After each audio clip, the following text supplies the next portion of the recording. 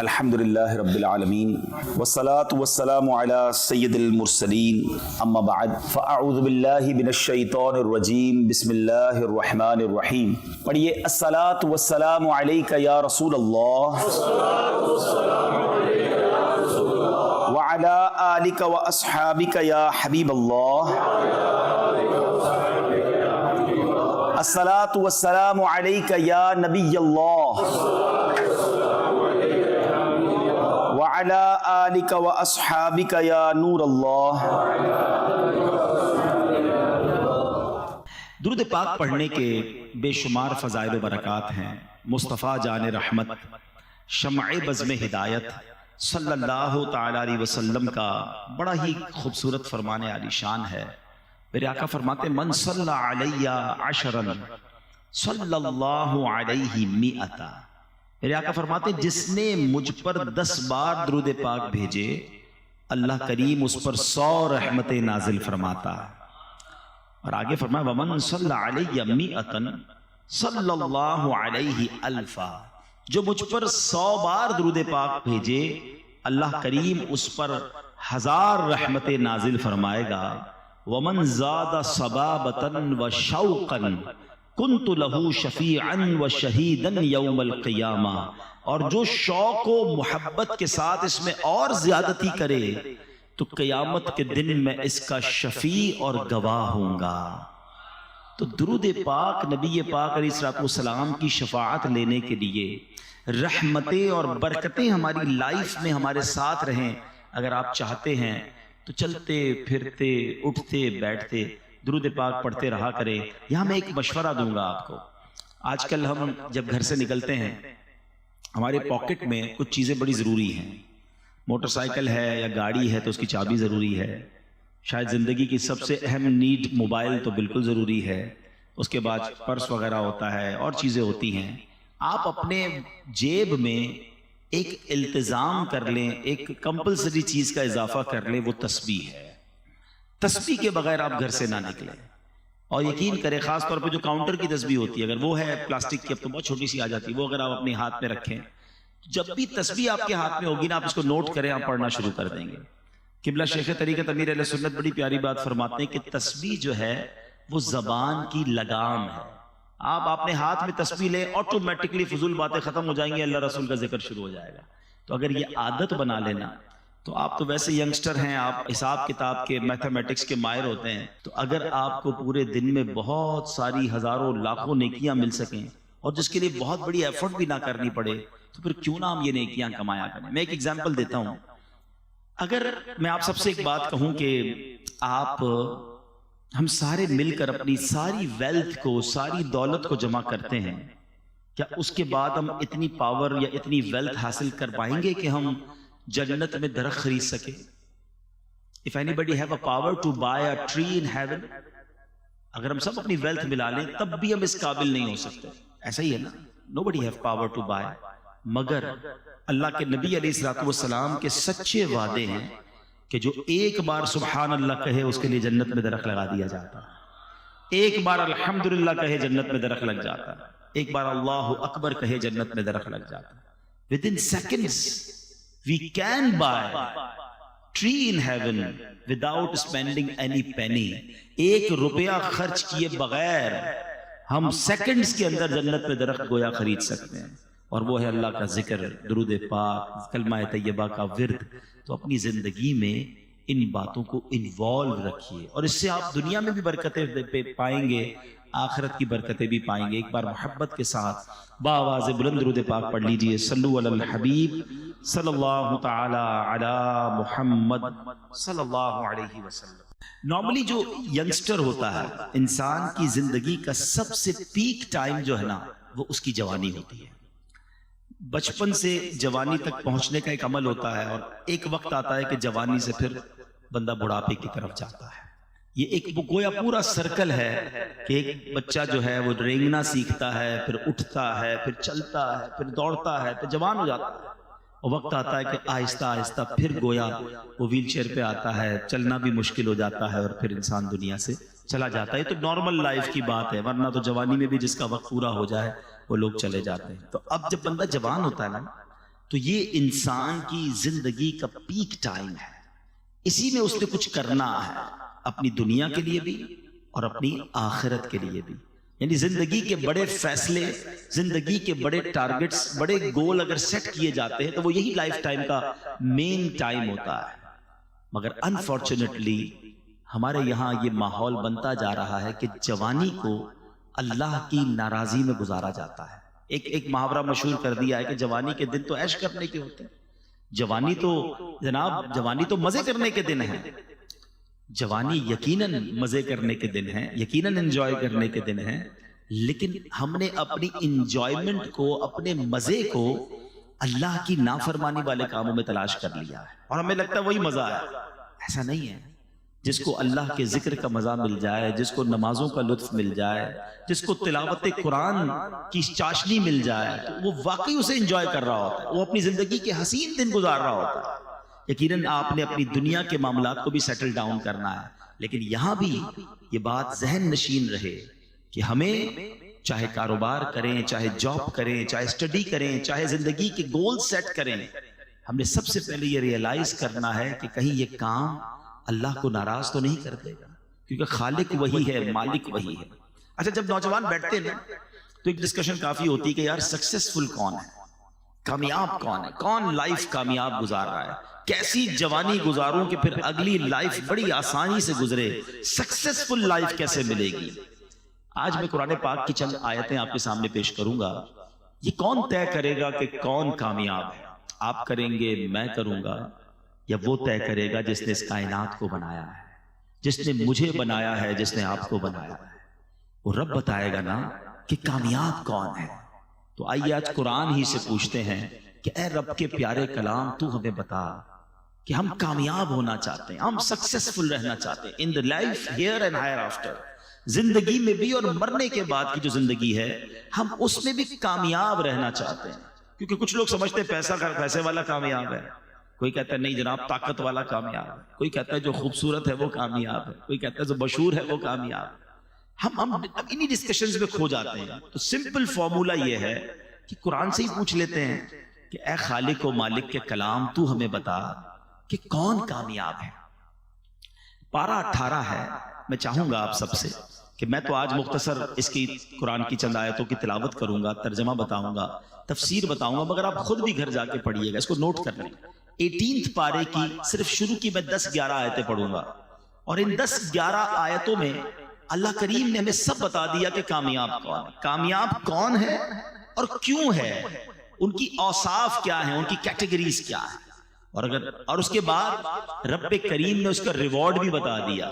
ایک بندہ کہتا ہے نا یار اتنا محنت کروں گا تو ملے گا کیا بھائی، کورس کروا رہے ہو مجھے، آپ اتنا ٹائم میرا اسپینڈ کروا رہے ہو، اینڈ آف دی ڈے مجھے اس کا بینیفٹ کیا ہوگا۔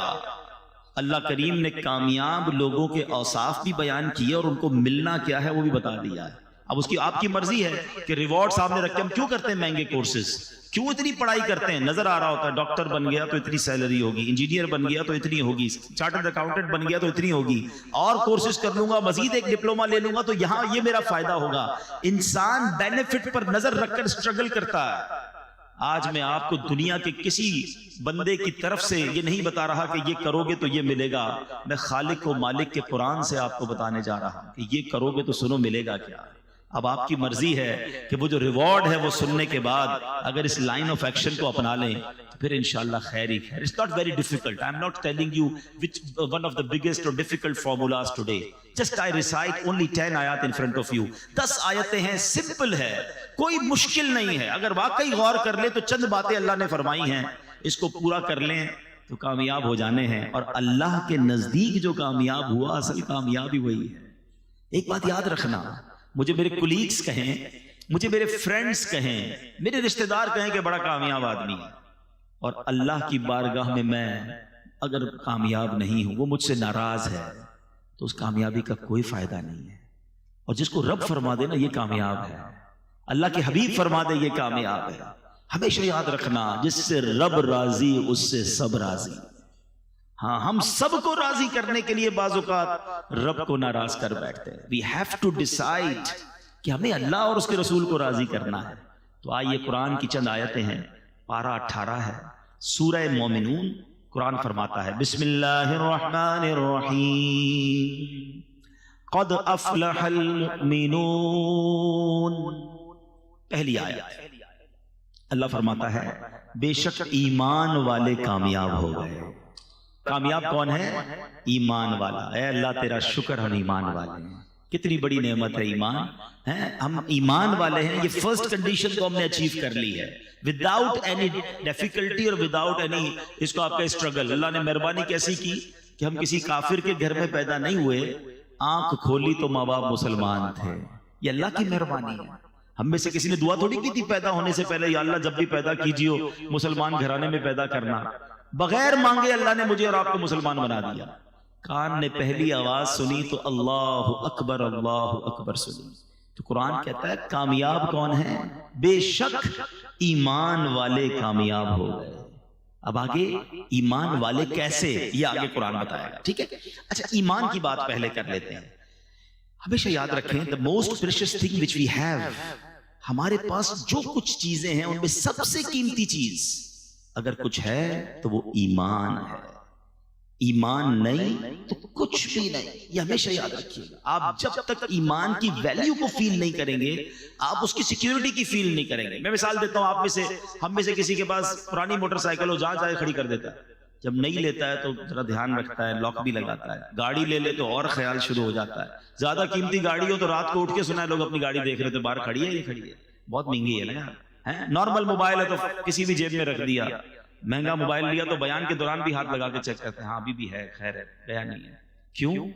جتنا قیمتی چیز ہے اتنی اس کی فکر ہے، یہ انسان کی فطرت ہے۔ اٹس اوکے، پیسے تھوڑے ہوتے جیب میں رکھتے ہیں، زیادہ ہوتے بینک میں رکھتے ہیں، لاکر میں رکھتے ہیں، لیکن اگر واقعی ہم نے یہ مانا ہے کہ ہماری سب سے قیمتی چیز ہمارا ایمان ہے، تو I have one question for all of you۔ پھر میرا آپ سے سوال ہے کہ کب ایمان کی حفاظت کی فکر کی ہے؟ کب سوچا یار سیکیور ہے کہ نہیں، کچھ چھین تو نہیں لے گا؟ کبھی جس طرح چیزوں کو چیک کرتے ہیں، یار موبائل ہے، پیسے ہیں، گاڑی ہے، بینک بیلنس منگا رہے ہوتے ہیں لوگ، یا چیک کر لو سب ٹھیک ہے، لیکن کبھی کوئی ایسا ہم نے اپنی بیلنس شیٹ نکالی ایمان کی کہ یار ایمان بھی ٹھیک جا رہا ہے کہ نہیں، کوئی گڑبڑ تو نہیں ہو گئی، کچھ چھین تو نہیں رہا، چلا تو نہیں جائے گا؟ اب ہو سکتا ہے آپ میں سے کسی کے ذہن میں خیال آئے کہ کیا ایمان بھی چھین سکتا ہے؟ یہ تو نئی بات بتا رہے ہیں آپ۔ جی جناب، اللہ کے حبیب علیہ السلام کی میں آپ کو پہلے ایک دعا سناتا ہوں۔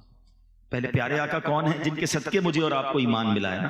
تیرے صدقے میں آقا سارے جہاں کو دین ملا۔ ارے ان کے صدقے دین پھیلا ہے، ہم ایمان والے ان کی وجہ سے ہیں۔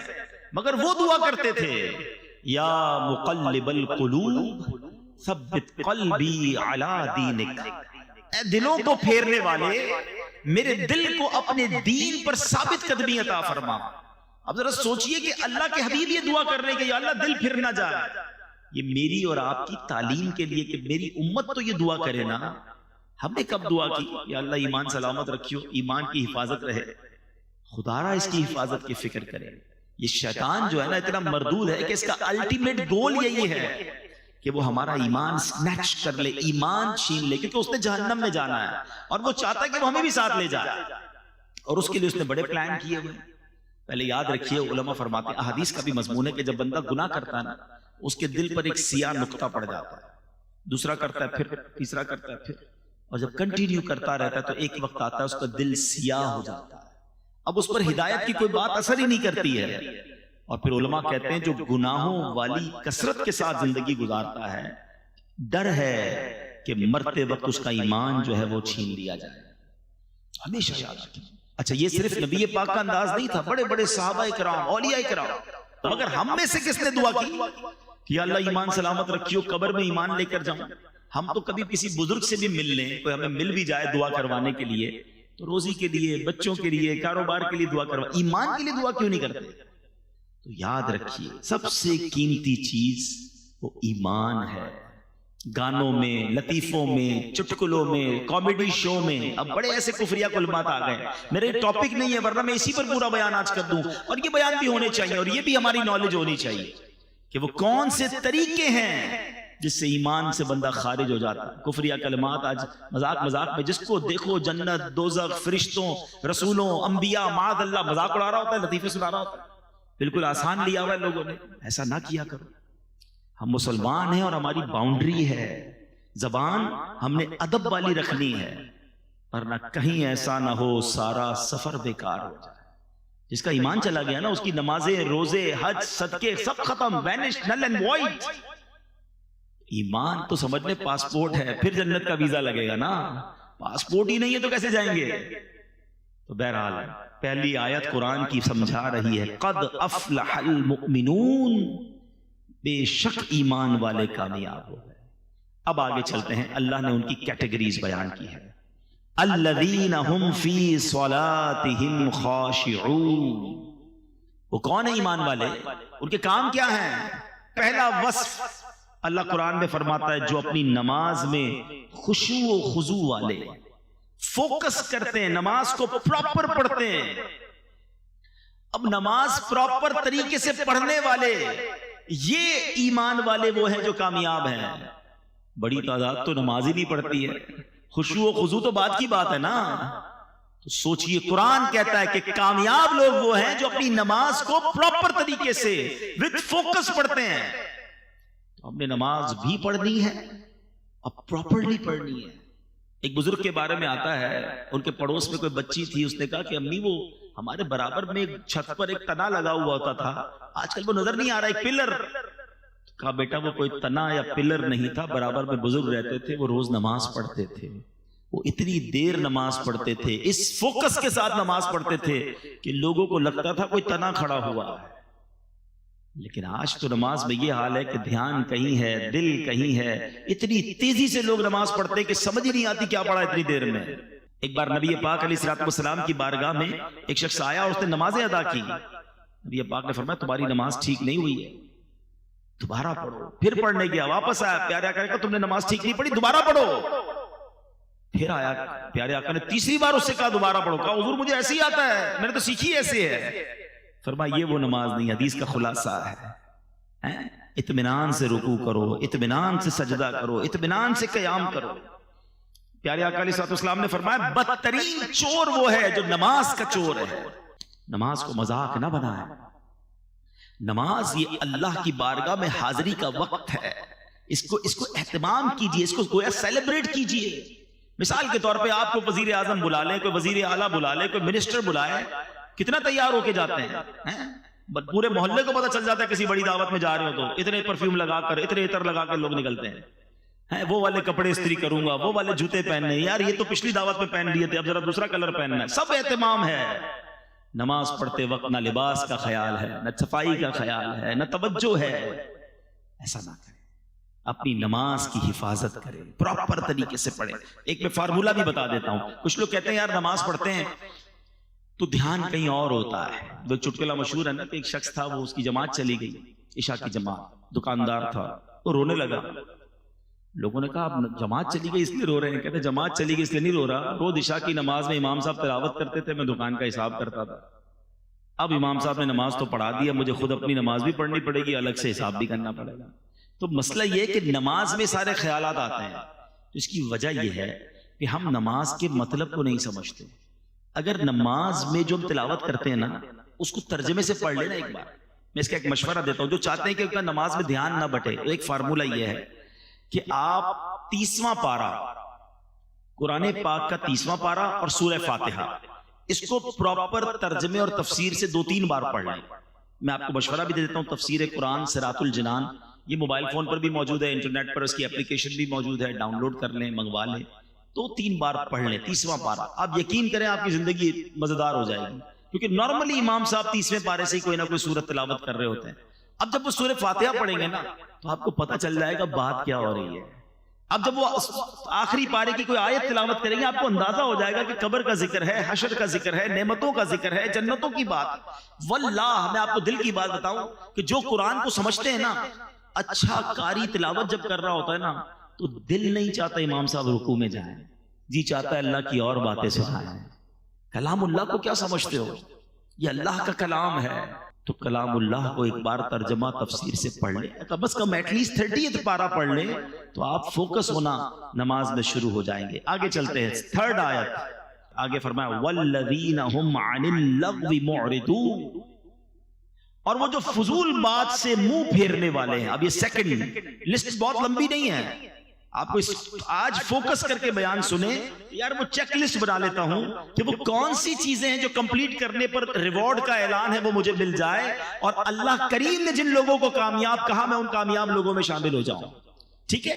سیکنڈ لسٹ کیا فرمایا؟ وہ لوگ جو فضول بات سے منہ پھیرنے والے ہیں. احادیث میں کیا خوبصورت حدیث ہے کہ پیارے آقا فرماتے ہیں آدمی کے اسلام کی اچھائی میں سے یہ ہے کہ وہ لا یعنی چیز چھوڑ دے، یعنی جو چیز کارآمد نہ ہو اس میں نہ پڑے، زبان، دل اور دیگر اعضاء کو بیکار باتوں کی طرف متوجہ ہی نہ. کیوں مجھے اس گلی میں جانا ہے؟ اس گلی کا پتہ کیوں پوچھنا ہے؟ جانا ہی نہیں ہے. ساری رات بیٹھے ہیں، فضول باتیں ہو رہی ہیں. اچھا، ان فضول باتوں میں غیبتیں بھی ہو رہی ہیں، بدگمانیاں ہو رہی ہیں. ذرا سوچیں، میرے پاس زندگی کو میں نے اتنا سستا کیوں سمجھا ہوا ہے کہ جناب میرے گھنٹوں صرف گپ شپ میں نکل جائیں گے. دنیا بھر کے کاروبار کی معلومات رکھنی ہے. آج سونے کا دام کیا رہا، تو ڈالر کا ریٹ کیا رہا، تو تیل کا کیا دام رہا. ارے بھائی تمہارے کنویں ہیں جو تم روز تیل کا ریٹ چیک کرتے ہو یار. قرآن پڑھا نہیں ہے، حدیث پڑھی نہیں ہے، نماز پراپر آتی نہیں ہے، وضو کرنا آتا نہیں ہے، امریکہ میں کون صدر بنے گا اس پہ بحث ہو رہی ہے. خود سوچیں آپ کہ اپنی لائف کو کیوں فضول ضائع کر رہے ہیں. چلے دنیا بھی کوئی علم حاصل کر لیں، کوئی زبان سیکھ لیں، کوئی سافٹ ویئر سیکھ لیں، اپنی دنیا اور آخرت میں سے کوئی کام آنے والا کام کریں نا. موبائل پہ بیٹھے تو بیٹھے ہی ہیں، 1 گھنٹہ 2 گھنٹہ براؤزنگ چل رہی ہے. 2 گھنٹے بعد پوچھو بھائی کچھ سیکھا کچھ نہیں، بس دیکھتا رہا ایسے ہی. 2 گھنٹے تم نے نکال دیے. بزرگان دین ایک سانس کی ویلیو سمجھتے تھے. مرنے کے بعد احادیث میں مضمون ملتا ہے نیک بھی پچھتائے گا، گناہگار بھی پچھتائے گا. عرض کی گئی حضور گناہگار پچھتائے گا یہ تو سمجھ آتا ہے، نیک کیوں پچھتائے گا؟ فرمایا نیک اس لیے پچھتائے گا کہ اسے یاد آئے گا کہ وہ گھڑیاں، وہ لمحے جو میں نے فضول باتوں میں گزارے تھے، اگر وہ بھی اللہ کا ذکر کر لیتا، وہاں بھی اللہ کی عبادت کر لیتا تو جنت کی اور نعمتیں مل جاتی. تھوڑی دیر پہلے میں نے بتایا نا کہ ایک سبحان اللہ کہنے سے جنت میں درخت لگ جاتا ہے. آپ 1 گھنٹہ آپ نے فضول گزارا، کتنی نیکیاں کر سکتے تھے. دیکھیں جس کا مائنڈ سیٹ بن جائے نا کہ زندگی کو پراپر گزارنا ہے. اور یوتھ سے تو میں بالخصوص یہ گزارش کروں گا کہ خدا را اس وقت کی ویلیو بنائیے، اپنی نالج کے لیے، اپنے علم کے لیے، اپنی سکلز کے لیے، اور ساتھ ساتھ اپنی آخرت کے لیے. اس وقت کو ضائع نہ کیجئے، یہ یوں نکل جائے گا وقت. اب تو دنیا میں ایک فینومینا، ایک فارمولا بڑا مشہور ہے، یونیورسٹی آن ویل. لوگ ٹریول کے دوران پڑھ رہے ہیں. آپ یورپ جائیں، آپ نے اگر دنیا کے ملکوں کا سفر کیا ہو، ٹرین کے اندر، بس کے اندر، آپ کو کوئی موبائل پہ کھیلتا نظر نہیں آئے گا. نارملی کوئی نہ کوئی کتاب پڑھ رہے ہوں گے، وہ کان لگا کر کوئی سپیچ سن رہے ہوں گے، تاکہ اس آدھے گھنٹے اور گھنٹے کی کلاس کو لے کر آگے جا کے کوئی ڈپلوما حاصل کر لیں، کوئی جناب اس وقت کا بھی استعمال کر لیں. اگر اسی طرح دنیا اور آخرت کے نفع کا ذہن بن جائے. میں ایک ایگزامپل دیتا ہوں، تلے تحدیث نعمت کے لیے عرض کرتا ہوں الحمدللہ میری کچھ نہ کچھ یہ عادت بھی ہے تاکہ آپ کو ایک مزید انکریجمنٹ ملے. کہ مثال کے طور پہ آپ کہیں گئے اور کسی نے کہا کہ جناب آپ ذرا 10 منٹ بیٹھے میں آ رہا ہوں. ٹھیک ہے جائیے. اب ہم اس 10 منٹ میں کیا کرتے ہیں؟ موبائل نکالا اور موبائل پہ بس کچھ نہ کچھ دیکھنا شروع کر. 10 یا 15 منٹ بعد بھی آئے گا، میں کوئی ٹینشن نہیں ہے. لیکن اگر ذہن بنا ہوا ہونا کہ یار میرے موبائل میں اگر قرآن پاک ہوگا تو 7 سے 8 منٹ میں سورہ یاسین کی تلاوت ہو جاتی ہے. یہ بندہ 10 منٹ بعد آئے گا، میرے نامہ اعمال میں 10 قرآن پاک پڑھنے کا ثواب لکھ دیا جائے گا. کیونکہ حدیث پاک میں آتا ہے جو ایک بار سورہ یاسین کی تلاوت کرے اسے 10 قرآن پاک کا ثواب ملتا ہے. کیوں 10 منٹ ضائع کروں بھائی؟ تو اپنی زندگی کے لمحات کو یوز کیجئے. اللہ کرے ذہن بن جائے کہ 2 رکعت نفل پڑھ لوں تو مجھے اور اللہ کے قریب ہو جاؤں گا، کچھ مزید درود پاک پڑھ لوں، کچھ کلمہ طیبہ کا ورد کر لوں. تو یہ قرآن پاک کی آیت یاد رکھیں کہ وہ لوگ جو فضول باتوں کی طرف توجہ نہیں کرتے، فضول کاموں سے التفات نہیں کرتے. اور آپ دنیا کے کامیاب ترین لوگوں کی اگر لسٹیں اٹھا لیں، چاہے وہ سائنس میں کامیاب ہوئے ہوں، کاروبار میں کامیاب ہوئے ہوں، ارے اسپورٹس میں کامیاب ہوئے ہوں، یا علم دین اور فتوے کی دنیا میں کامیاب ہوئے ہوں، اگر وہ کامیاب ہوئے نا تو آپ ہسٹری اٹھا کے دیکھیں انہوں نے وقت کو ضائع نہیں کیا ہوگا. انہوں نے اپنے ہم سوتے رہے وہ کام کرتے رہے، وہ اس وقت بھی پریکٹس کرتے رہے اور کسی نہ کسی فیلڈ میں کامیاب ہو گئے. ورلڈ ریکارڈ ہولڈر بن جاتے لوگ، دنیا میں ایجاد کرتے ہیں کسی چیز کو. اسی طرح بڑے بڑے مفتیان کرام، مفسرین کرام، دین کا بڑا کام کرنے والے، وہ اپنی نیند سے سیکریفائس کرتے ہیں، اپنی صحت سے سیکریفائس کرتے ہیں، اپنے وقت کو ماڈیفائی کرتے ہیں، اور اسی لائف کے اندر وہ 400 سال نہیں جیے، ان کے پاس 48 گھنٹے نہیں ہیں، ہماری طرح 24 گھنٹے ان کے پاس بھی ہیں. کوئی 60-70 سالہ زندگی نارمل لائف انہوں نے گزاری، مگر وہ کام کر دیا کہ سینکڑوں سال تک ان کا نام باقی رہتا ہے. وہ شاعر کہتے ہیں نا مسافر شب کو اٹھتے ہیں جو جانا دور ہوتا ہے، جس کو بڑا کام کرنا ہے نا وہ فضول کام نہیں کرتا، جس کو کرنا ہی کچھ نہیں ہے۔ کچھ لوگ ہیں ایسے، کیا کر رہے ہو؟ کچھ نہیں کر رہا ہوں، ٹھیک ہے پھر یہی کرتے رہو۔ اگر کچھ کرنا ہے تو پھر اپنے ٹائم کو مینج کیجئے۔ قرآن کہہ رہا ہے کہ کامیاب وہ ہیں جو فضول باتوں کی طرف توجہ نہیں کرتے۔ اب آگے چلتے ہیں، تھرڈ، دو کیٹیگریز ہو گئی، تھرڈ قرآن کیا کہتا ہے؟ والذین هم للزکاۃ فاعلون۔ قرآن کہتا ہے وہ جو زکات دینے کا کام کرنے والے ہیں، سبحان اللہ، اپنے مالوں کی پراپر زکات نکالیں، کیونکہ زکات دینے والے بھی کامیاب لوگ ہیں۔ اللہ نے مال دیا ہے نا، تو اب زکات میں پسو پیش نہ کریں، زکات کو بوجھ نہ سمجھیں، یہ مال کا میل ہے، اور جو اللہ کی راہ میں خرچ کرتا ہے اس کا مال ملٹیپلائی ہو رہا ہوتا ہے۔ حدیث پاک ہے، ویسے تو نبی پاک جو فرمائے حق ہے، مگر اس معاملے میں تو پیارے آقا نے قسم اٹھا کر فرمایا کہ میں اللہ کی قسم کھا کر کہتا ہوں اللہ کی راہ میں مال خرچ کرنے سے مال کم نہیں ہوتا۔ تو یہ طے ہو گیا، یہ کمپلسری ہے کہ جو خرچ کرنے والا ہے وہ خود ہی دنیا میں دیکھ رہا ہوتا ہے کہ اس کا ملٹیپلائی ہو رہا ہوتا ہے۔ مگر کچھ بدنصیب ایسے بھی ہوتے ہیں کہ جن کو زکوٰۃ بھاری پڑتی ہے، او ہو رمضان آ گئی، 10 لاکھ روپے دینے پڑیں گے۔ اس اللہ کے بندے کو کون سمجھائے کہ اللہ کے بندے تجھے رب نے 4 کروڑ دیے تو 10 لاکھ زکوٰۃ بنی ہے نا۔ تجھے تو سجدہ شکر کرنا چاہیے تھا کہ میرے مولا تو نے یہ دن دکھائے کہ میں زکوٰۃ دینے والا ہوں، تو نے مجھے زکوٰۃ لینے والا نہیں بنایا۔ میں آپ سب سے پوچھتا ہوں، کیا آپ نے غریبوں میں پڑھے لکھے نہیں دیکھے، سمجھدار نہیں دیکھے، نمازی نہیں دیکھے؟ ارے ہم سے بہت زیادہ اچھے ہیں، مگر ان کے پاس پیسے نہیں ہیں، وہ مانگ رہے ہوتے ہیں، بیچارے قرضے میں ہوتے ہیں۔ ان کو دیکھ کر تو آنکھوں میں آنسو آنے چاہیے کہ یا اللہ میں نے ایسا کیا کیا کہ تو نے مجھے دینے والا بنایا، مانگنے والا نہیں بنایا۔ اور جب زکوٰۃ کی باری آئے تو خوش دلی کے ساتھ، اوپن ہارٹڈلی انجوائے کرتے ہوئے کہ یا اللہ تو نے ایسا کرم کیا مجھ پر کہ میں تیری راہ میں خرچ کرنے والا بنا۔ بوجھ سمجھ کر خرچ کبھی نہ کرنا، ورنہ کہیں ایسا نہ ہو یہ صدقے، یہ خیرات، یہ زکوٰۃ بھی ضائع کر دی جائے۔ اچھا پھر زکوٰۃ اور صدقہ دیں مگر کسی کا دل نہ دکھائیں، احسان نہ جتائیں۔ قرآن ہی کہتا ہے یا ایھا الذین آمنوا لا تبطلوا صدقاتکم بالمن والاذی، اے ایمان والو اپنے صدقے ضائع نہ کرو۔ صدقے کیسے ضائع ہو جاتے ہیں؟ پیسے دیے، اکاؤنٹ میں گئے، سلپ بھی آئی، اب کیسے ضائع ہو گیا؟ فرمایا احسان جتا کر اور تکلیف پہنچا کر۔ کچھ بدنصیب ایسے ہوتے ہیں چندہ دیتے ہیں، مدد کرتے ہیں، قرضہ دیتے ہیں، ہیلپ کرتے ہیں، پھر اسے یاد بھی دلا رہے ہو، یاد ہے نا قرضہ دیا تھا تیرے کو، بھول تو نہیں گیا نوکری میں نے لگائی تھی، میرے پاس آیا تھا پھٹے چپل پہن کر، آج کدھر پہنچ گیا ہے، یاد ہے نا سٹارٹ میں نے کروایا تھا۔ توبہ توبہ توبہ، اس لیے دیا تھا کہ احسان جتانا ہے۔ سارے صدقے باطل، ڈیلیٹڈ، قرآن کہہ رہا ہے، اور اس سے تو الٹا گناہ بھی ہو رہا ہے، اس کی دل آزاری بھی ہو رہی ہے۔ کبھی کسی کو یہ نہ کہنا، اگر کسی کو دیا ہے نا تو اس نیت سے دینا یا اللہ تیری مہربانی تو نے مجھے اس قابل بنایا۔ سچی بات پتہ ہے کیا، ہم سے جو ڈونیشن لے کر جاتے ہیں اصل مہربانی تو ان کی ہے، ہمارے مال کا میل لے کے جا رہے ہیں، پراپر جگہ پر لگ رہا ہے، مہربانی تو ان کی ہے، ہم ان پر احسان کیا کر رہے ہیں؟ تو کبھی بھی اپنی زکوٰۃ کو، اپنے ڈونیشن کو اپنے اوپر بوجھ نہ سمجھے، اس کو انجوائے کریں، شکر ادا کریں اور اسے ادا کریں، کیونکہ قرآن جن کامیاب لوگوں کی فہرست بیان کر رہا ہے اس میں ایک کیٹیگری وہ ہے جو زکوٰۃ ادا کرنے والے ہیں۔ پوری دیجئے۔ اچھا یہ بھی بڑا مسئلہ ہے، زکوٰۃ دیتے ہیں لم سم نکال دی، نہیں جناب حساب کرے نا پراپر۔ اچھا خود حساب کیسے کر لیتے بھائی؟ اپنے ٹیکس ریٹرن خود فائل کرتے ہیں، کیوں وکیل ہائر کیا ہے؟ خود ہی فائل کر لیا کرے نا ہر سال۔ نہیں یار وہ ذرا ایکسپرٹ ہے نا، صحیح بتاتا ہے، کوئی غلطی نہ ہو جائے، غلط ہو گئی تو پھر FBR کا نوٹس آ جائے گا۔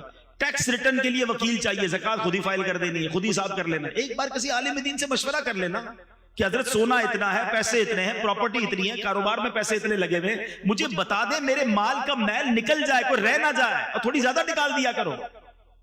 لیکن کوئی نہ کوئی، اصل بات وہی ہے، دل اتنا گرفتار ہوتا ہے بعض اوقات مال کی محبت میں کہ بندہ راستہ ڈھونڈ رہا ہوتا ہے کدھر سے زکوٰۃ کم ہو جائے۔ ارے تم راستہ ڈھونڈ لو گے، اللہ تو دیکھ رہا ہے نا۔ یار یہ پراپرٹی کرائے پہ دے دو تاکہ یہ کرائے پہ چلی گئی نا تو اس کی زکوٰۃ نہیں جائے گی، یہ فلاں کو دے دو، یہ بیوی کو دے دو، یہ اس کو دے دو، زکوٰۃ سے نکل جائے گی۔ تم نکال لو گے، نہیں دو، اللہ تو دیکھ رہا ہے کہ یہ بندہ کوشش کیا کر رہا ہے کہ کہیں سے زکوٰۃ کم ہو جائے۔ مزہ یہ ہے کہ بندہ بولے یار زکوٰۃ بھی دوں، صدقہ بھی دوں، کوئی اور کام نیکی کا اور لے جاؤ مجھ سے۔ اچھا یہ ڈونیشن دیتے وقت، یہ واقعی بڑا اہم پوائنٹ ہے. انسان ہے، ہم سارے انسان ہیں، مال کی محبت ہمارے اندر بلٹن ہے، اسی لیے اس کے اجر، اس کے ثواب بڑے قرار دیے گئے. آپ اگر چاہتے ہیں نا کہ آپ کا مال انشورڈ ہو جائے، لوگ پوچھتے رہتے ہیں یار انشورنس کروانی چاہیے نہیں کروانی چاہیے. آؤ میں آپ کو ایک بڑی پیاری مدنی انشورنس بتاتا ہوں. اللہ کے حبیب علیہ السلام فرماتے ہیں کہ رب فرماتا، حدیث قدسی ہے جس کا مضمون ہے، اے ابن آدم اپنا مال میرے پاس جمع کروا دے. کمیٹی بی سی ڈالتے ہیں نا، آؤ میں آپ کو بتاتا ہوں کیسی بی سی ہے. اللہ فرماتا ہے اے ابن آدم اپنا مال میرے پاس جمع کروا دے، نہ جلے گا، نہ ڈوبے گا، نہ چوری ہوگا. میں تجھے اس وقت لوٹاؤں گا جس وقت تجھے ضرورت ہوگی. یعنی یہ مال میرے اکاؤنٹ میں چلا گیا، اللہ کی حفاظت میں چلا گیا، کم بھی نہیں ہو سکتا، جل بھی نہیں سکتا، کوئی لوٹ بھی نہیں سکتا. اور قیامت کے دن جب ایک ایک نیکی کے لیے بندہ ہاتھ پھیلا رہا ہوگا نا، اللہ فرماتا ہے میں تجھے اس وقت لوٹاؤں گا. ایک اور حدیث پاک ہے جس کا مضمون ہے کہ جب بندہ صدقہ کرتا ہے نا، خرچ کرتا ہے اللہ کی راہ میں، فرمائیے اس کے ہاتھ سے نکل کر اللہ کے دستے قدرت میں چلا جاتا ہے. اللہ تمہارے صدقوں کو اس طرح پالتا ہے جس طرح تم اپنے جانور کے بچے کو پالتے ہو. فرمایا بندہ کھجور صدقہ کرے گا، قیامت کے دن پہاڑ جتنا اجر دیکھے گا، عرض کرے گا مولا میں نے تو کھجور دی تھی. فرمایا حدیث کا خلاصہ یہ ہے کہ اللہ اپنے کرم سے اس کھجور کو پہاڑ جتنا بنا دے گا. یہ کیسی انویسٹمنٹ ہے، یہ کیسا ریٹرن ہے. پھر صدقہ دیتے وقت ٹینشن کس بات کی ہے؟ آپ نے ایسے بندے تو دیکھے ہوں گے جو یار پتہ نہیں یار وہ آئے تھے علاقے والے زبردستی لے گئے، یار دینا پڑا اور پیسے کم ہو گئے، یار لاکھ روپے تھے 25,000 دے دیے، موڈ آف ہو جاتا. چندہ دیکھ کر، ڈونیشن دیکھ کر موڈ آف، کیونکہ کیلکولیشن سے تو کم ہو گئے نا. ایسا کوئی دیکھا ہے بندہ جو آ کر کے یار جیب میں 50,000 تھے، یار بڑا افسوس ہوا، آتے آتے بینک میں اپنے اکاؤنٹ میں ڈلوا کر آیا. آپ کہیں گے ٹینشن کس بات کی، یار تیرا ہی اکاؤنٹ تھا نا، آپ کے اکاؤنٹ میں گئے، ٹینشن کیوں ہے؟ اگر جس دن یہ مائنڈ سیٹ بن گیا نا کہ یہ جیب سے نکل کر میرے ہی اکاؤنٹ میں گئے ہیں تو دینے کا کبھی ٹینشن نہیں ہوگا. آپ کو مزہ آ رہا ہوگا یار تھوڑے اور ڈال دوں آخرت کے اکاؤنٹ میں، تھوڑے آج کمائے زیادہ ہے تھوڑے اور ڈال دوں. لوگ کہتے ہیں نہیں بھائی زکات دے دیے اگلے سال آنا. ہاں روک لیتے ہیں یار، جب اللہ دینے میں نہیں روک رہا تو تم خرچ کرنے میں کیوں روک رہے ہو؟ اسے حدیث پاک کا مضمون ہے گن گن کر خرچ نہ کرو ورنہ وہ رب کریم بھی تمہیں گن گن کر عطا فرمائے گا. جب وہ دیے جا رہا ہے نا تو آپ بھی اللہ کی راہ میں خرچ کرتے رہا کریں. تو بہرحال قرآن نے کامیاب لوگوں کی فہرست میں جو کیٹیگری بیان کی وہ لوگ جو زکات دینے والے ہیں. آگے چلتے ہیں. اللہ فرماتا ہے والذین هم لفروجہم حافظون الا علی ازواجہم او ما ملکت ایمانہم فانہم غیر ملومین. اب یہ دو آیتیں میں نے ایک ساتھ پڑھ دی ہیں، ٹاپک ایک ہی ہے. اگلی فورتھ کیٹیگری آ رہی ہے. اللہ فرماتا ہے اور وہ جو اپنی شرم گاہوں کی حفاظت کرنے والے ہیں مگر اپنی بیویوں یا شرعی باندیوں پر جو ان کے ہاتھ کی ملک ہیں پس بے شک ان پر کوئی ملامت نہیں ہے. جو اپنی پرائیویٹ پارٹس کی حفاظت کرنے والے ہیں اور جو جائز طریقے ہیں وہاں سے اپنی شہوات کو پورا کرتے ہیں، ناجائز نہیں جاتے، یہ وہ کامیاب لوگ ہیں جن کی قرآن فہرست بیان کر رہا ہے. آگے ایک اور آیت پڑھ دیتا ہوں پھر ایک ساتھ اس ٹاپک کو تھوڑا سا ڈسکس کر لیتے ہیں. اللہ فرماتا ہے فَمَنِ ابْتَغَىٰ وَرَاءَ ذَلِكَ فَأُولَٰئِكَ هُمُ الْعَادُونَ. اور تو جو ان کے سوا کچھ اور چاہے تو وہی حد سے بڑھنے والے ہیں. یعنی ان لمیٹیشنز کو جو کراس کرتا ہے، کسی اور طریقے سے اپنی خواہشات کو پورا کرتا ہے، فرمایا وہ حد سے بڑھنے والے ہیں. مگر جو کامیاب ہیں، جو ایمان والے ہیں، وہ اپنی ان چیزوں کی حفاظت کرتے ہیں، پاک بازی کی، اور فقط حلال طریقوں سے اپنی ان خواہشات کو پورا کرتے ہیں. جس کی ڈیٹیل بیان کی قرآن نے کہ ان کی ازواج ہیں، ان کی بیویاں ہیں، اس کے علاوہ وہ کہیں اور نہیں جاتے. تو اے میرے میٹھے اسلامی بھائی، اور نوجوان پر شیطان کا یہ بہت بڑا حملہ ہوتا ہے. آج کل میڈیا نے فحاشی اور اوریانی کو اتنا پھیلا دیا، آج آنکھیں حرام دیکھ رہی ہیں، کان حرام سن رہے ہیں. ہمیشہ یاد رکھے پہلے آنکھ بہکتی ہے، پھر دل بہکتا ہے، پھر شرمگاہ بہکتی ہے. اور جس نے اپنی شرمگاہ کی very sensitive parts in our body, سبحان اللہ. اللہ کے حبیب کی ایک حدیث سناتا ہوں. آپ حدیث میں نارملی یہ نہیں سنتے آپ کہ جنت کی گارنٹی مل جائے. ایک بار ایک صاحب بھی مجھے بولے یار کوئی ایسا عمل بتا دیں کنفرم جنت مل جائے. عمل کرو، اللہ سے دعا کرو، اللہ کرم کرے گا، اس کے کرم سے جنت ملنی ہے. لیکن جو اب میں حدیث سنانے جا رہا ہوں نا، اس میں نبی پاک نے گارنٹی دی ہے. اللہ کے حبیب علیہ السلام فرماتے جو مجھے دو چیزوں کی گارنٹی دے دے میں اسے جنت کی گارنٹی دیتا ہوں.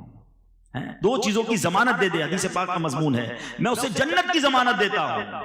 فرمایا ایک زبان اور دوسری شرمگاہ، یہ زبان کو حلال میں استعمال کرے اور اپنے پرائیویٹ پارٹس کو حرام طریقے سے یوز نہ کرے، میں اسے جنت کی ضمانت دیتا ہوں۔ کتنا آسان ہو گیا جنت کا معنی۔ چلے جناب بہت لمبی فہرست سے باہر آ جاؤ نا، زبان صحیح کر لو اور شرمگاہ کی پاک بازی کر لو، اللہ کے حبیب کا وعدہ ہے جنت عطا ہو جائے گی۔ تو اب اس میں حال یہ ہے کہ زبان حرام کرتے تھکتی نہیں، جھوٹ، غیبت، فحاشی، بے حیائی کی باتیں، دل آزاریاں اور شرمگاہ کی حفاظت، اس قدر برائی عام ہو گئی ہے۔ نہیں میرے میٹھے اسلامی بھائی، یہ جوانی اللہ کو ناراض کرنے کے لیے اللہ نے نہیں دی۔ شیطان حملہ آور ہوتا ہے، یقیناً بڑی خواہشات ہوتی ہیں بڑا، لیکن یہی تو مقابلہ ہے نا۔ بندہ کہتا ہے نا جوانی میں چیلنج لینا ہے تو لو نا چیلنج، اور شیطان کو بتاؤ کہ میں شیطان کا نہیں، میں رحمان کا بندہ ہوں، اور اپنے آپ کو ان گناہوں سے بچانا ہے، روکنا ہے اپنے آپ کو، اور یہی اپنے آپ کو بچانا انشاءاللہ آپ کو جنت میں لے جائے گا۔ ایک اور حدیث پاک، نبی پاک علیہ السلام نے ایک حدیث میں قیامت کے دن اللہ کے عرش کا سایہ جن خوش نصیبوں کو ملے گا نا، ان خوش نصیبوں کی کیٹیگریز بیان کی۔ اس میں ایک کیٹیگری یہ بھی ہے کہ اللہ کے عرش کا سایہ اس نوجوان کو ملے گا کہ جس نوجوان کی جوانی جو ہے وہ عبادت میں گزری ہو۔ جو جوانی عبادت میں گزارتا ہے نا اس کو اللہ کے عرش کا سایہ ملے۔ بڑھاپے میں عبادت کرنا کمال نہیں ہے، اصل کمال جوانی میں اللہ کی نافرمانی سے بچنا ہے۔ اور کیا ہمارے پاس یہ گارنٹی؟ نوجوانوں کو کہو یار آپ نماز پڑھا کریں، آپ گناہ سے بچیں، تو کہتا ہے بھائی بوڑھا ہونے کے بعد تو میں نے اللہ اللہ ہی کرنا ہے، ٹھیک ہے، لیکن میں آپ سے پوچھتا ہوں آپ کے پاس گارنٹی ہے کہ آپ بوڑھے ہوں گے؟ آپ کے پاس کتنے دن زندہ رہنے کی گارنٹی ہے؟ اتنے پڑھے لکھے لوگ بیٹھے، میں ایک سوال کر لیتا ہوں، آپ میں سے کون کون ہے جو اس بات کی مجھے گارنٹی دیتا ہے کہ اگلے سنڈے تک میں زندہ رہوں گا؟ کوئی ہے؟ اچھا اگلے سنڈے تک کی گارنٹی نہیں ہے، اچھا کل صبح تک کی تو ہوگی کسی کے پاس کہ مارننگ تک زندہ رہوں گا؟ اچھا ایک بھی ہاتھ نہیں اٹھا ہے۔ اچھا کسی کے پاس یہ گارنٹی ہے اس ہال سے زندہ باہر جاؤں گا؟ یہ بھی نہیں ہے۔ آپ کو یہ معلوم ہے کہ آگاہ اپنی موت سے کوئی بشر نہیں، سامان 100 برس کا ہے، پل کی خبر نہیں۔ جب پل کی خبر نہیں ہے تو مجھے بتاؤ نا پھر کل کی پلاننگ کیوں کر رہے ہو؟ 50 سال کے بعد بس اللہ اللہ ہی کرنا ہے، بس تھوڑا انجوائے کر لو لائف کو، شادی وادی ہو جائے، اس کے بعد بس میں نے بالکل نمازیں بن جانا ہے، گناہ چھوڑ دینے ہیں۔ آپ کے پاس جب صبح کی گارنٹی نہیں ہے تو یہ پلان کیوں لیٹ کر رہے ہو؟ امیر معاویہ رضی اللہ عنہ، میں آپ کو ان کا قول سناتا ہوں۔ ایک بار آخری وقت تھا، آپ کا بڑھاپے کی زندگی تھی اور بالکل لاسٹ اسٹیج تھا، وصال کا وقت قریب آیا، تو آپ نے کہا مجھے اٹھا کر بٹھاؤ، تو لوگوں نے یوں سمجھیے کہ سہارا دے کر بٹھایا، تو آپ بیٹھ کر کہتے ہیں کہ اللہ کے ذکر کرنے لگے اور تسبیح کرنے لگے، پھر رونے لگے اور اپنے آپ سے پوچھتے ہیں کہ اے معاویہ اب بڑھاپے اور کمزوری کے وقت میں اللہ کا ذکر یاد آیا ہے؟ اس وقت کیا تھا جب جوانی کی شاخ تر و تازہ تھی؟ حالانکہ وہ جوانی میں بھی عبادت کرنے والے تھے، مگر پھر بھی اپنے آپ سے کہتے تھے بڑھاپے میں رب یاد آیا۔ جوانی یہ عبادت اللہ کو بڑی پسند ہے۔ میں چند آپ کو بہت خوبصورت باتیں بتا دیتا ہوں جو نوجوان ہیں۔ ایک بزرگ کے بارے میں آتا ہے، بڑا خوبصورت فرمان ہے ان کا، ابن رجب حنبلی فرماتے ہیں کہ جس نے اللہ کو اس وقت یاد رکھا جب وہ جوان اور توانا تھا، اللہ عز و جل اس کا اس وقت خیال رکھے گا جب وہ بوڑھا اور کمزور ہو جائے گا۔ ہاں اپنا کہتے ہیں یار زندگی ایسی گزارو بڑھاپا اچھا ہو جائے، میں آپ کو فارمولہ دے رہا ہوں، جوانی ایسی گزارو کہ اللہ ناراض نہ ہو، اللہ تمہیں بڑھاپے میں بھی تمہیں سنبھالے گا، تم پر کرم فرمائے گا۔ ایک بزرگ کے بارے میں آتا ہوں کہ 100 سال عمر تھی، دانت سلامت، آنکھیں سلامت، کان سلامت، نظر سلامت۔ لوگوں نے کہا حضور 100 ایئرز آپ کی ایج ہے، آپ اتنے صحت مند کیسے ہیں؟ فرمایا جب میں جوان تھا نا، میں نے اعضاء سے گناہ نہیں کیے، میں نے اپنی آنکھوں سے، ہاتھوں سے، اپنے پیروں سے، اپنے جسم سے گناہ نہیں کیا، اللہ کو ناراض نہیں کیا۔ جب بڑھاپا آیا اللہ نے میرے سارے اعضاء سلامت رکھے۔ Now it's up to you، آپ کیسے یوز کرنا چاہتے ہیں ان آرگنز کو، یہ اللہ نہیں دیے نا، یہ تو طے ہے نا کہ یہ ہاتھ، پیر، زبان، شرمگاہ، آنکھیں، کان، everything whatever I have سب اللہ نے دیا ہے۔ جس نے دیا ہے وہ حساب بھی تو لے گا نا، آپ کی مرضی ہے کیسے استعمال کر رہے ہیں۔ پلیز اب میں آپ کو بڑی کمال کی حدیث سنانے جا رہا ہوں۔ میں جب بھی اس حدیث کو پڑھتا ہوں آئے ہائے ہائے، میں اپنے لیے بھی دعا کرتا ہوں اللہ کرے مجھے بھی ایسا بنا دے۔ اللہ کرے یہ سعادت ہمیں مل جائے. 2-3 حدیثیں ہیں. پیارے آقا علیہ الصلوۃ والسلام کا فرمان ہے کہ اللہ تبارک و تعالی اپنی مخلوق میں اس خوبرو نوجوان، وہ خوبصورت جوان کو اللہ تعالیٰ کتنا پسند فرماتا ہے، ذرا سنیے گا. ماشاءاللہ بہت خوبصورت چہرے والے لوگ بیٹھے ہیں. اللہ کریم اپنی مخلوق میں اس خوبرو نوجوان کو سب سے زیادہ پسند فرماتا ہے جس نے اپنی جوانی اور حسن و جمال کو اللہ عز و جل کی عبادت میں صرف کر دیا. اللہ عز و جل فرشتوں کے سامنے اس نوجوان پر فخر فرماتے ہوئے کہتا ہے یہ میرا حقیقی بندہ. آئے ہائے، اللہ کرے کہ اللہ ہمیں ایسا، خود اللہ کی رحمت سے ہی بنیں گے، اللہ بنا بھی دے اور پھر اللہ فرمائے فرشتوں سے کہ یہ میرا حقیقی بندہ. ایک اور حدیث سنیے گا. اللہ فرماتا ہے، حدیث قدسی ہے، میری تقدیر پر ایمان لانے والا، میرے لکھے پر راضی رہنے والا، میرے دیے ہوئے رزق پر قناعت کرنے والا اور میری رضا کی خاطر اپنی شہوات نفسانی کو ترک کرنے والا نوجوان میری بارگاہ میں میرے باز فرشتوں کی مانند ہے. یہ ہے جوانی کا استعمال کہ اپنے آپ کو روکنا. آج بندہ کبھی رکتا بھی ہے نا تو اکیلے میں نہیں رک رہا ہوگا. دروازہ بند ہوا، اب جو دیکھنا ہے دیکھ لو، جو کرنا ہے کر لو. کہتے ہیں کسی اور کنٹری میں چلتے ہیں، کسی اور علاقے میں چلتے ہیں، ادھر کوئی جاننے والا نہیں ہوگا. جدھر بھی جاؤ گے اللہ تو دیکھ رہا ہے نا. کاش گناہ کرتے وقت دل میں یہ نقش ہو جائے کہ جو میں کر رہا ہوں وہ رب دیکھ رہا ہے. ایک اور بڑا درد ہے مجھے، نوجوان بیٹھے ہیں، کہ آج ایک اور کہانی یہ بن گئی ہے کہ ہماری ہر سیلیبریشن، ہماری ہر خوشی جو ہے اس میں ہم اللہ کو ناراض کر رہے ہیں. یہ ہے کتنی عجیب بات. دنیا میں آپ کو کوئی گفٹ دے، آپ کیا کہتے ہیں؟ تھینک یو، بڑی مہربانی، جزاک اللہ. اچھا گفٹ دے، بندہ کہتا ہے اس کو تو کبھی بھی ناراض نہیں کروں گا، بڑا خیال رکھتا ہے. اللہ نے کروڑوں گفٹ دیے مجھے اور آپ کو، آنکھیں دی، ناک دی، کان دیے، زبان دی، گونگا نہیں بنایا، بہرا نہیں بنایا، ہاتھ والا بنایا، پیر والا بنایا، مال دیا، گھر دیا، عزت دی. اچھا پھر خوشی دی. جو اللہ خوشی دینے والا ہے، مثال کے طور پہ کسی کے یہاں بچہ پیدا ہوا، بچے پیدا ہونے کی خوشی میں پارٹی کریں گے. اس پارٹی میں کیا کریں گے؟ اللہ کو ناراض کرنے والا. بچے کی تھوڑا بڑا ہوا، برتھ ڈے کرنی ہے، برتھ ڈے کریں بھائی، کون منع کرتا ہے؟ برتھ ڈے کریں گے، اس میں اللہ کو ناراض کرنے والا. خوشی رب دیے جا رہا ہے، ہم اللہ کو ناراض کر رہے ہیں. وہ بچہ بڑا ہو گیا، اب اس کی شادی کرنی ہے، اس شادی کی خوشی میں بھی اللہ کو ناراض کرنا. اور کتنا ناراض کرنا ہے؟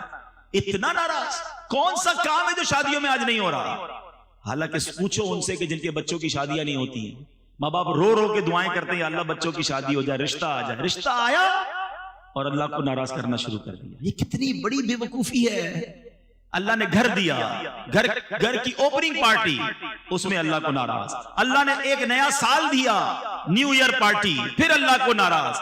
بندہ بیمار ہو کر صحت یاب ہوتا ہے، کہتے ہیں صحت کی خوشی میں پارٹی، پھر اللہ کو ناراض. ارے اللہ کے بندوں تمہیں رب دیے جا رہا ہے اور تم اسے ناراض کیے جا رہے ہو.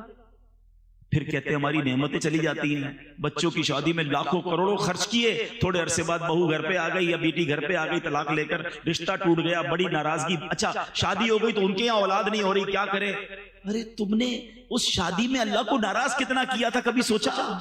یہ کتنی بڑی بے وقوفی ہے کہ میں خوش ہو رہا ہوں. ذرا میرا جملہ سنیے گا، اللہ کرے میری یہ بات آج دل میں اتر جائے. یہ سوشل میڈیا پر بھی لائیو جا رہا ہے. یہ کتنی بڑی بے وقوفی ہے کہ اللہ خوشی دے رہا ہے، میں خوش ہو رہا ہوں، میرے بچے، فیملی، دوست خوش ہو رہے ہیں، اور اس خوشی میں میرا رب ناراض ہو رہا ہے. مجھے بتاؤ نا، یہ عقل مندی ہے؟ ارے آج ایک بات طے کر کے جاؤ کہ میں جب بھی خوشی مناؤں گا ایسے مناؤں گا کہ میرا رب بھی مجھ سے خوش ہو جائے گا. یہ پاسبل ہے نا؟ بلکہ میں آج یوتھ کو، نوجوان کو ایک پوائنٹ دینا چاہتا ہوں کہ آج آپ ایک نیت کر کے جاؤ کہ یار میری جب بھی شادی ہونی ہے نا، میں نے کم از کم اللہ کو ناراض نہیں کرنا ہے. کیوں؟ آپ کی شادی میں انجوائے کون کرے گا؟ آپ کے دوست، آپ کے رشتہ دار. اچھا آپ کہیں گے یار ہم کوئی رسم نہیں کریں گے تو خاندان والے کیا کہیں گے؟ تم خاندان والوں کو راضی کرنے کے لیے، تم دوستوں کو راضی کرنے کے لیے ایک تو لاکھوں روپے خرچ کرو گے، اس کے بعد اس سب کا وبال جو آئے گا وہ تم میاں بیوی پر آئے گا، اس کپل پر آئے گا کہ ان کی شادی میں یہ ہوا تھا. اینڈ آف دا ڈے اس کی سارے کمپلیکینسز وہ آپ نے بھگتنے ہیں. تو میں کیوں بھگتوں بھائی؟ اپنے دوستوں کو، رشتہ داروں کو راضی کرنے کے لیے میں اور میری بیوی اور آنے والے بچے اس لعنت کو کیوں بھگتے ہیں؟ ہم نے وہی کرنا ہے جو رب کی رضا. آپ کر کے دیکھو، پھر اس کی خوشیاں دیکھو، کیونکہ اللہ نے قرآن میں فرمایا ہے لَإِن شَكَرْتُمْ لَأَزِيدَنَّكُمْ، تم میرا شکر ادا کرو میں تمہیں اور عطا کروں گا. آپ خوشی میں شکر ادا کریں نا، نعمتوں کا شکر ادا کریں، صدقہ کریں، خیرات کریں. شادیاں اچھے انداز سے بھی ہوتی ہیں. ایک صاحب مجھے ملے، بہت کمال کی بات کی، جب بھی اپنے کسی بچے کی شادی کرتا ہوں ساتھ 2 غریب بچوں کی شادیاں بھی کر دیتا ہوں. رسمیں وسمیں نہیں کرتا، وہ پیسے ان غریب بچوں پہ خرچ کرتا ہوں. وہ ساری زندگی جھولیاں اٹھا اٹھا کے میرے بچوں کو دعائیں دے رہے ہوتے ہیں، میرے بچوں کی خیر ہو جاتی ہے. یہ کرو نا، کمال ہے. ہر خوشی میں رب کو ناراض. اللہ کرے یہ شیطان کا وار ہم سمجھ جائیں. یہ مردود چاہتا یہ ہے کہ اللہ ہم سے ناراض ہو جائے اور ہم اس کی بات مان لیتے ہیں. ہماری ہر سیلیبریشن میں ہم سیلیبریٹ کریں، اس میں کوئی غم نہیں ہے، کوئی منع نہیں ہے، مگر ایسی سیلیبریشن کرو کہ اللہ بھی راضی ہو جائے. قرآن خوانی کریں، نعت خوانی کریں، لنگر کریں، غریبوں کو کھلائیں، صدقہ کریں، خیرات کریں. اچھے کپڑے پہنے، کون منع کرتا ہے؟ خود بھی پہنے، دوسروں کو بھی پہنا دیں. لیکن تکبر نہ کریں، ریاکاری نہ کریں، دکھاوا نہ کریں، تکلیف نہ دیں. ارے تم خوش ہو رہے ہو، پورا محلہ رات کو سو نہیں رہا. ایسی کون سی شادی ہے بھائی؟ ڈھول دھمکا، آتش بازی، لوگ نیند سے ڈر کے اٹھ جاتے ہیں. پتہ چلتا ہے بارات آئی تھی، ایسا لگتا ہے محلے پہ حملہ ہو گیا کسی کا. اب بتاؤ، یہ دل سے دعا نکلی تمہاری شادی کی رات ان لوگوں کے لیے؟ شادی کی رات تم نے ہائے لی ہیں، لیتے ہیں لوگ، پھر کہتے ہیں یار خوشیاں نہیں مل رہی فیملی میں. تم نے آپ خود سوچے تھے یہ شیطان نے ہم کون سے کام ہم سے کروا رہا ہے؟ تو اللہ کرے کہ دل میں اتر جائے میری بات. تو جوان، تو نوجوان ہے، اس کو اپنے نفس کو بچانا ہے، اپنے آپ کو گناہوں سے بچانا ہے.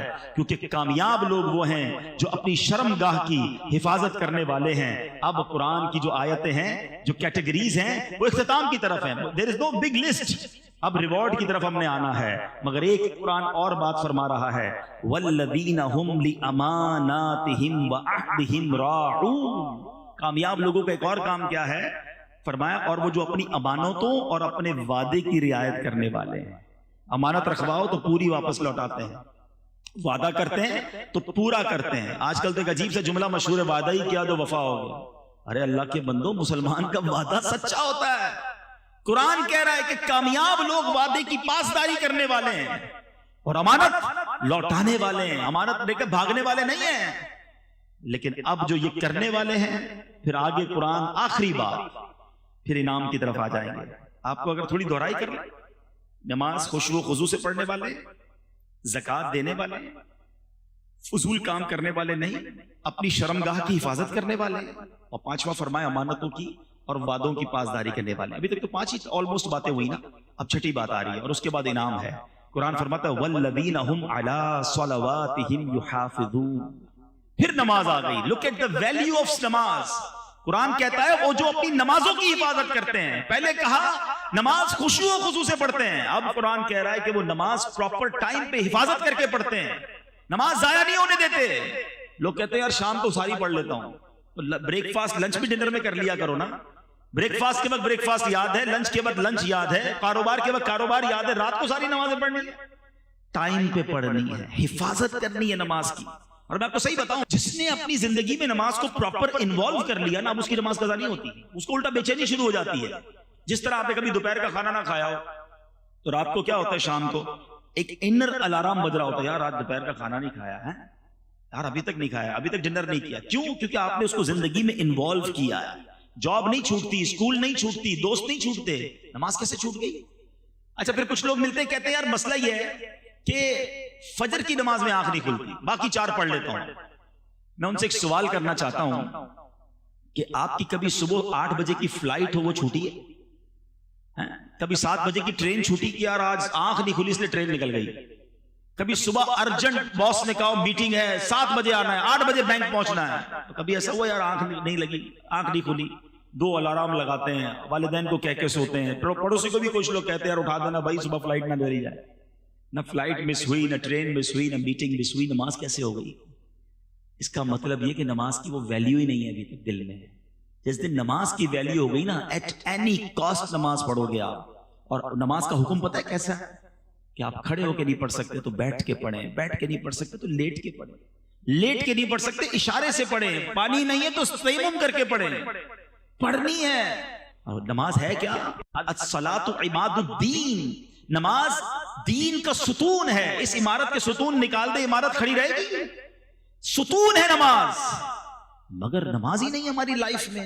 اچھا کوئی افسوس بھی نہیں ہے جس کی فجر قضا ہو جائے اس کا دن کیسے اچھا گزرتا ہے. صبح 5 لاکھ روپے کا لاس ہو جائے، سارا دن موڈ کیسا ہوگا آپ کا؟ میسج آ جائے یار وہ مال خراب ہو گیا، ارے نہ کھانا اچھا لگے گا، نہ مسکراہٹ آئے گی چہرے پہ، لوگوں کو پتہ چل جاتا ہے کچھ گڑبڑ ہو گئی ہے، لگتا ہے آج کو لاس کیا ہے، نماز قضا ہو گئی، ہنستے ہنستے اٹھتے ہیں، ظہر چلی گئی، عصر چلی گئی، مغرب چلی گئی، دھڑا دھڑ نمازیں جا رہی ہیں۔ مسلمان بے نمازی کیسے ہو سکتا ہے؟ نماز دین کا ستون ہے، نماز جنت کی کنجی ہے، نماز میرے آقا علیہ الصلوۃ والسلام کی آنکھوں کی ٹھنڈک ہے، اور نمازی کو سب سے بڑا انعام یہ ملے گا کہ اللہ کا بروز قیامت اسے دیدار کروایا جائے گا۔